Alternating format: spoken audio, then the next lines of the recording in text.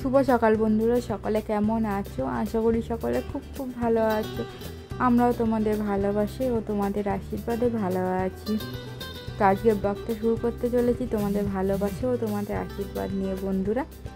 অবশ্যই আজকের ভিডিওতে কিন্তু খুব সুন্দরভাবে উপস্থাপন করতে চেষ্টা করেছি তোমাদের সামনে। জানি না কতটা পেরেছি, কেমন হয়েছে অবশ্যই লাইক শেয়ার কমেন্ট করে সকলে আমাকে জানিও বন্ধুরা। আর মা আজকে পটলের আমলেট করে সেটা কারিগরকে, পটলটা কিন্তু বেট করে নিয়ে ঘষে তারপরে বাকি রেসিপিটা মায়ের চ্যানেলে তোমরা পেয়ে যাবে, অবশ্যই দেখে নিও তোমরা সকলে। আর আজকে দেখো এই যে সাবান জল গুলছি, কলাকে আজকে আমি পুরোই স্নান করাবো বন্ধুরা। তোমরা তো সমস্ত সবজি করোনার পর থেকে প্রায় সমস্ত সবজি ধুয়ে খাওয়া হয়, তো এখন সমস্ত সবজি না ধুলেও ভিজিয়ে রাখি আগে রান্নার আগে। আর এই কলাটাকে বিশেষ করে পুরোটাই স্নান করাতে হয়, যেহেতু কী বলো তো বন্ধুরা, কলা তো এখন কার বাড়িতে পাকায়, গাছ পাকা কলা আমাদের এখানে খুব কমই পাওয়া যায়। পেলেও তাদের আগে থেকে বলে রাখতে হয়, তারপরে পাই গাছ পাকা কলা। আর তোমার হচ্ছে মানে কোনো বীজ ছাড়া, মানে কোনো এই যে তোমার এখন কার বাড়িতে ছাড়া পাই। আর এখন তো লাল ওষুধও দেখছি তোমার হচ্ছে কিনা কলাটা দিচ্ছে, কলা যাতে তাড়াতাড়ি পেকে যায় ওই কারণে। আর কলার মধ্যে না এই কাঠিগুলোর ভেতরের দিকে না ভীষণ ময়লা থাকে বন্ধুরা। আমি তোমাদের দেখাচ্ছি, দাঁড়াও তুলে দেখাচ্ছি আমি পুরো। এই কারণে বন্ধুরা সবসময় কলা আমরা বাড়িতে এনে সাবান জলে ভিজিয়ে রাখি, যেহেতু বলা তো যায় না কোথাকার সমস্ত কিছু ইয়ে থাকে।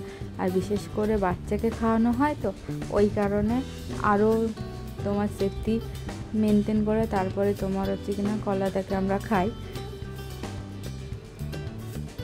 আর এই দেখে আমি সাবান জল এখন ভালো মতো ধুয়ে নেবো, খানিকক্ষণ ভিজিয়ে রাখার পর আবারও চলে এসেছি তোমার এটাকে আরও একটু ভালো মতো ধুয়ে নিয়ে এরপরে পরিষ্কার জল দিয়ে এগুলোকে ধুয়ে নেব।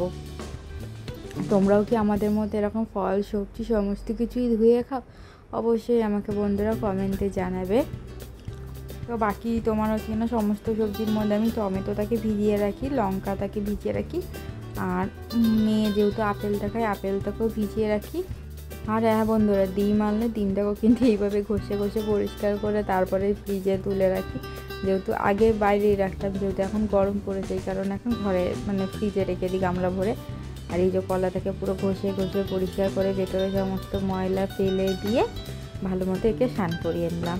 এরপর এটাকে কিন্তু বন্ধুরা মানে এত দূরেই শেষ না, এরপরে এটাকে আবার ভিজিয়েও রেখে দেবো প্রায় আধা ঘন্টা মতো, 10-15 মিনিট তো ভিজিয়ে রাখি আমি।